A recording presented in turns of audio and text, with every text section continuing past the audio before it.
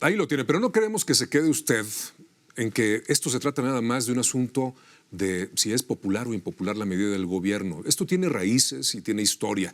Y justamente para hablar de eso nos visita en el estudio y le doy la bienvenida, de verdad con mucho gusto, a una gran periodista y escritora, Ana Lilia Pérez, que es autora de obras como El Cártel Negro y Pemex RIP, entre otras, que hablan justamente de este tema que es muy penoso, Ana. Primero, bienvenida, ¿cómo estás? Muchas gracias, gracias por la invitación. No, al contrario, gracias por aceptarla. Y es justo para hablar, mira, aquí tengo Pemex RIP. Y digo es muy penoso porque Pemex era el orgullo de los mexicanos, era la gran empresa de la nación. ¿Y qué pasó? ¿Cómo llegamos de eso, que era un emblema internacional de México, a lo que estamos viviendo, a lo que la gente está padeciendo ahorita? Que parece apocalíptico, ¿no? Pues pareciera. Pues es lo que hoy vive la población. Ese efecto de lo que ocurría ya en Petróleos Mexicanos desde hace muchos años, que era un saqueo. El saqueo en las tomas clandestinas, yo las pongo entre comillas, porque la mayor parte del saqueo a Petróleos Mexicanos es por parte del propio personal de Petróleos Mexicanos. Las tomas clandestinas representan el 20% de lo que se le roba a Pemex. El otro 80% responde a una estructura bien organizada desde dentro de la petrolera, y el robo de combustible es uno de los eslabones. Pero ¿cómo llegamos a eso? Bueno, tuvimos una de las empresas petroleras más importantes a nivel mundial, una de las primeras 11 petroleras que generaban más ingresos y que, bueno, debía reflejarse en la economía de los ciudadanos. Pemex aportaba el 47% del Producto Interno Bruto. Dependíamos de Pemex. Así es. País. México tenía una economía petrolizada y si bien todavía es uno de los activos principales que se tienen en este país, el robo de combustible es solamente uno de los eslabones de saqueo. En Petróleos Mexicanos hay muchas maneras de robo y lo que hoy se ve es producto de todo ese saqueo que empezó como un robo hormiga hasta convertirse en una estructura bien organizada que al momento en que quieres combatirla es como si golpearas en un avispero. Entonces todo está pululando. Es lo que estamos viendo ahora. ¿Tú qué opinas? Bueno, es un retrato terrible este que nos haces, pero tú has investigado más de 15 años, no estás hablando por hablar, tienes documentos, tienes las pruebas y aquí están estos libros. Pero déjame preguntarte, por esta historia que conoces, ¿tú cómo ves la medida? ¿Tú pensabas que iba a haber el cierre de los ductos para combatir esta manifestación de la delincuencia dentro de Pemex o no? Bueno, cuando se conoce el modus operandi en el robo de combustible, como lo conozco yo, como la palma de mi mano, lo he estudiado a profundidad, lo he padecido también.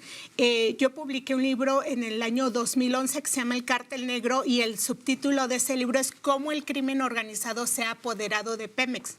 Y en ese libro ya se revelaba lo que hoy estás viendo, de lo que hoy se reconoce públicamente, que es toda una estructura de saqueo que comienza desde las áreas de producción petrolera, desde que la materia prima, o sea, el hidrocarburo, llega a las refinerías para el proceso de refinación. Hay dobles contabilidades para maquillar lo que entra y tener un margen de maniobra para sacar lo otro. Con pipas, por eso se habla de tantos volúmenes de pipas que se le roban a Pemex.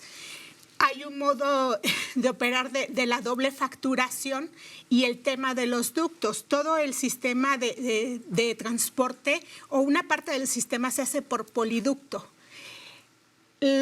Llegó a tal nivel de organización el crimen dentro de Pemex que desde la torre de Marina Nacional, es decir, desde el corazón de Petróleos Mexicanos, la gente que tenía a su cargo el monitorear el sistema de ductos que está monitoreado las 24 horas a través del sistema SCADA, es como si tú y yo estamos viendo en un monitor lo que está pasando en todo el país.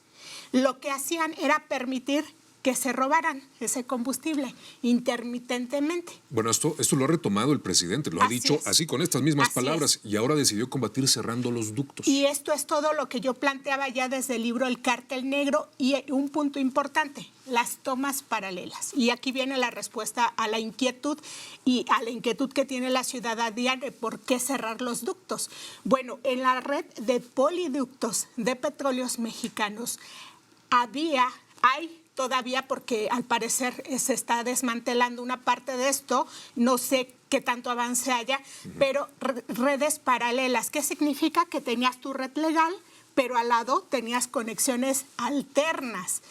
¿Quiénes realizaban esas conexiones? El personal de Petróleos Mexicanos. A ver, una pregunta, ¿un plomero muy avesado, muy hábil, puede manipular una tubería de este tipo? No, por supuesto que no. Y un ciudadano común no sabe dónde se ubican los ductos de Pemex, ni sabe dónde, en qué tiempo va a correr tal o cual hidrocarburo.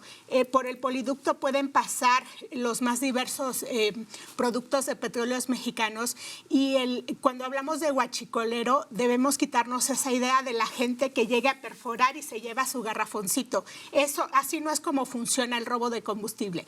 El robo de combustible funciona cuando el personal de la torre de control de Pemex monitorea, llama a quienes van a hacer la perforación, que son personas altamente especializadas en manipulación de válvulas, hacen la conexión y permiten que esa conexión paralela funcione. Hay otra modalidad que se le llama toma en caliente.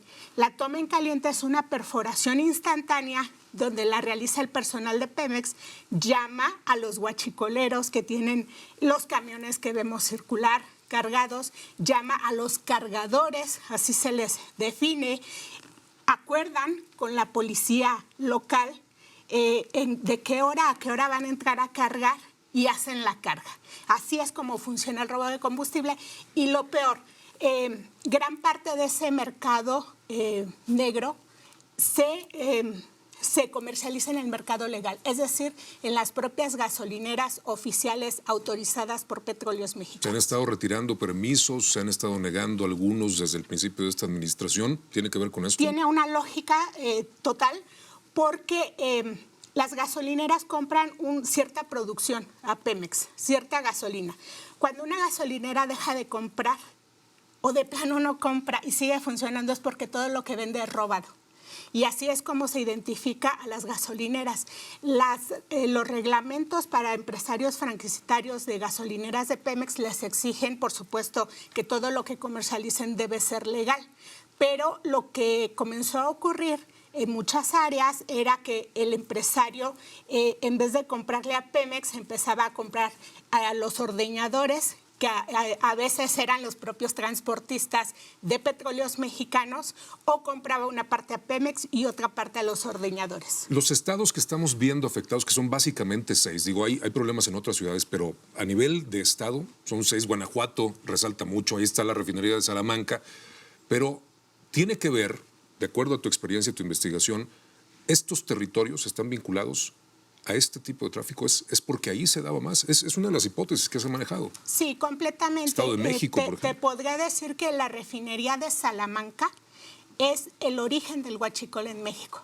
Y el huachicol no comienza con el robo de gasolina, sino de asfalto. ¿Por qué de asfalto? Porque era lo más fácil de comercializar. ¿Quiénes lo comercializaban? Los propios transportistas de pipa, que eran a quienes se les encargaba movilizar este producto. ¿Quiénes eran los transportistas? Empleados sindicalizados de Pemex. El ser chofer de pipa en Petróleos Mexicanos es uno de los puestos más cotizados. El líder del sindicato petrolero, por ejemplo, tiene un puesto de chofer de pipa. El personal sindicalizado es altamente responsable en este robo. ¿Por qué? Porque son quienes controlan todos los procesos de producción. La gente encargada también cotidianamente de manipular los ductos, de darles mantenimiento, de hacer las labores en los campos, son personal sindicalizado. Sin embargo, de esta responsabilidad no se puede eximir a personal de confianza porque en las refinerías, en las terminales de almacenamiento, los jefes son personal de confianza. ¿Los directores de Pemex no saben de estas cuestiones? El director de Pemex cada día recibe un informe en tiempo al día de lo que está entrando a una refinería y lo que llega a una terminal de almacenamiento. Y los números nunca cuadran. Y si los números no te cuadran, es porque hay robo. Y los directores son informados de esto. Además, hay que recordar que el funcionario público tiene responsabilidad por colusión o por omisión. Es doble y es gravísimo. De eso le hablábamos. No queríamos y no queremos que se quede usted con la impresión de que esto se trata nada más de si es magna o si es premium, de si hay o no hay. Es un asunto mucho más profundo. Y si usted quiere conocer todos los detalles, la historia, más de 15 años de investigación de esto que acaba de escuchar, esta es la mujer que se ha aventado ese tiro y ella es la que más sabe de toda esta historia. Este es el libro más reciente, es Pemex RIP. Hoy sabemos la situación de Pemex. Es editorial Grijalbo, Vida y asesinato de la principal empresa mexicana. Lo que antes era Orgullo y hoy usted acaba de escuchar en lo que se ha convertido. Así que estamos hablando de una medida que puede ser impopular, pero de acuerdo a todo esto que nos ha revelado, a todo esto que has investigado, que está documentado, es ineludible. Bueno, yo sí quisiera que la ciudadanía también hiciera conciencia de que cuando hablamos de huachicol no estamos hablando de comprar o no algo barato. Estamos hablando de violencia, de muerte, de sangre, estamos hablando de crimen organizado al más alto nivel. Entonces, considero que la cruzada contra el huachicol no debe ser del gobierno, es una cruzada de toda la ciudadanía. Pues ahí está. Con esa frase que me parece una imagen muy poderosa porque tenemos responsabilidad en todo lo que tiene que ver con la vida pública. Lo dejamos. Muchísimas gracias, Ana. De verdad, apreciamos mucho, sobre todo tu trabajo. Hay que ser valiente para sostener una investigación así. Que estés muy bien y te esperamos próximamente porque es algo, usted lo entenderá, que va a seguir dando de qué hablar. Muchas gracias. Con todo gusto. Mucho éxito. Gracias.